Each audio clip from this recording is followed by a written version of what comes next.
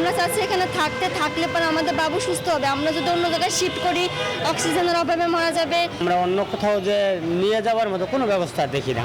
Licence বাতিল না করতে টাকা নিয়ে স্বাস্থ্যমন্ত্রীকে কোটি টাকা ঘোষের প্রস্তাবের অভিযোগ অস্বীকার করেছে আদ্দিন হাসপাতাল কর্তৃপক্ষ। সোমবার সংবাদ সম্মেলনে এই দাবি করেন প্রতিষ্ঠানটির নির্বাহী পরিচালক।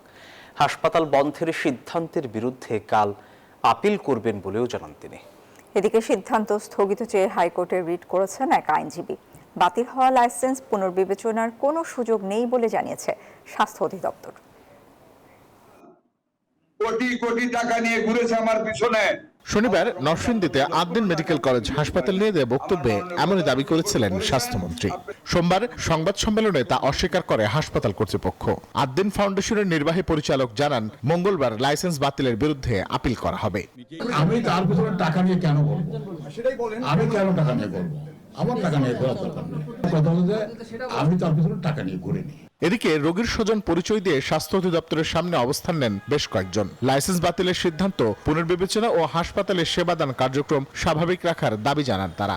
এই বাচ্চা কিংবা এই রোগীগুলো সব রোগীগুলো ক্রিটিক্যাল, এগুলো নিয়ে আমরা কোথায় যাব, কোন অবস্থানে যাব? আমরা চাচ্ছি এখানে থাকলে পরে আমাদের বাবু সুস্থ হবে। আমরা যদি অন্য জায়গায় শিফট করি অক্সিজেনের অভাবে মারা যাবে। আমরা অন্য কোথাও যে নিয়ে যাওয়ার মতো কোনো ব্যবস্থা দেখি না। কারো দাবি বা প্রতিবাদের প্রেক্ষিতে হাসপাতালের লাইসেন্স পুনর্বিবেচনার সুযোগ নেই বলে জানান স্বাস্থ্য অধিদপ্তরের অতিরিক্ত মহাপরিচালক।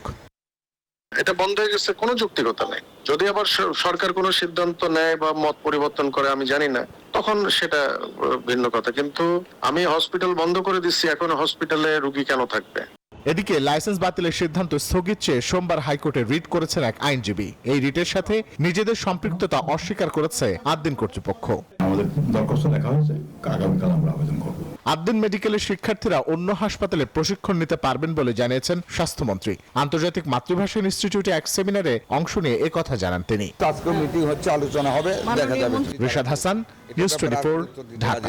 ধন্যবাদ আপনাদের।